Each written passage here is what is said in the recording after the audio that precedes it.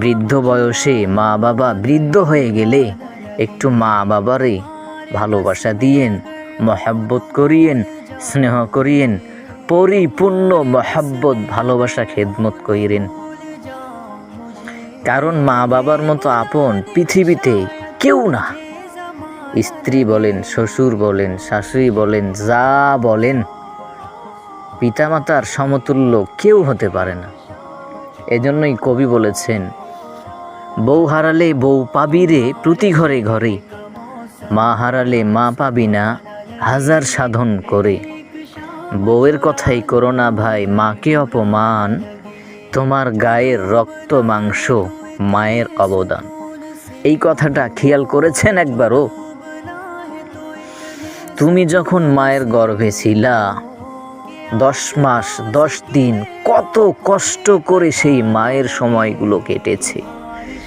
একবার যদি তুমি ভাবতে ভাবতে তোমার দিনটাই খারাপ কেটে যাবে, তবুও ভাবনার ঘোর কাটবে না। ইস, এত কষ্ট করেছেন সেই মা। তুমি যখন মায়ের গর্ভে, যখন একটু ভালো খাবারের আয়োজন হয়েছে, মা খেতে বসলেই তুমি পেটের মধ্যে লাথি অনেক অত্যাচার করেছ, মা খানা খাইতে পারে নাই।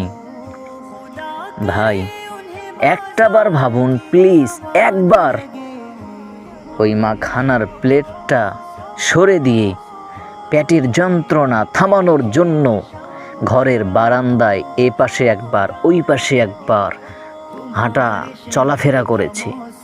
মনে হয় পুরো আসমানটা মায়ের মাথার উপর ভেঙে পড়তেছে। এত কষ্ট করে দুনিয়াতে তোমারে নিয়ে আসলো।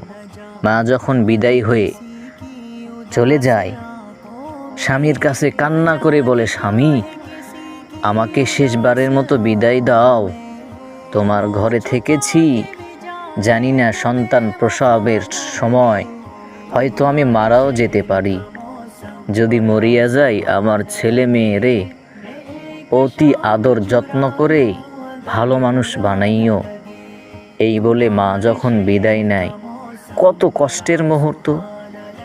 এই কষ্টের মুহূর্ত কেটে তুমি যখন অনেক কষ্ট করে দুনিয়াতে আসলা, বিজ্ঞান বলে 46 ডিগ্রি সেলসিয়াস ব্যথা উঠলে মানুষ বাঁচতে পারে না, কিন্তু তুমি যখন দুনিয়াতে আসো ওই সময় মায়ের ব্যথা ওঠে 56 ডিগ্রি। একটু চিন্তা কইরা দেখেন, মৃত্যুর উপরেও ডিগ্রি চইলা গেছে, তারপরও মা কিন্তু এত কষ্ট সহ্য করে তোমাকে দুনিয়াতে নিয়ে আসছে। মায়ের পুরা শরীর রক্তে রঞ্জিত হয়েছে, এরপরে তুমি দুনিয়ার চোখ দেখতে পেয়েছো, মা দেখতে পেয়েছো, বাবা, দাদা, দাদি, নানা, আত্মীয়, এই সুন্দর পৃথিবী দেখতে পেয়েছো, যার অবদানে আস্তে আস্তে করে তুমি হাঁটতে শিখেছো, কথা বলতে শিখেছো, সব কিছু শিখেছো। এই অবদানরে ভুলে যাওয়ার অবদান না রে ভাই। এই অবদানের মূল্যায়ন করো।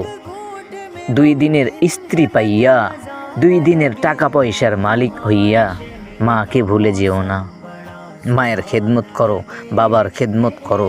খোদার কসম, পিতামাতার খেদমত করলে নবীজি বলেছেন, قال النبي صلى الله عليه وسلم الجنة تحت أقدام الأمهات। মা বাবার পায়ের নিচেই রয়েছে জান্নাত। অতএব মা বাবার খেদমত করো। ওই মক্কা শরীফ, মদিনা শরীফ দৌড়াদৌড়ি করা লাগবে না, জান্নাত তো তোমার বাড়িতেই, এটাই কামাই করো। আল্লাহ আমাদের সবাইকে মা বাবার খেদমত করে কবরে যাওয়ার তৌফিক দান করুন, আমিন।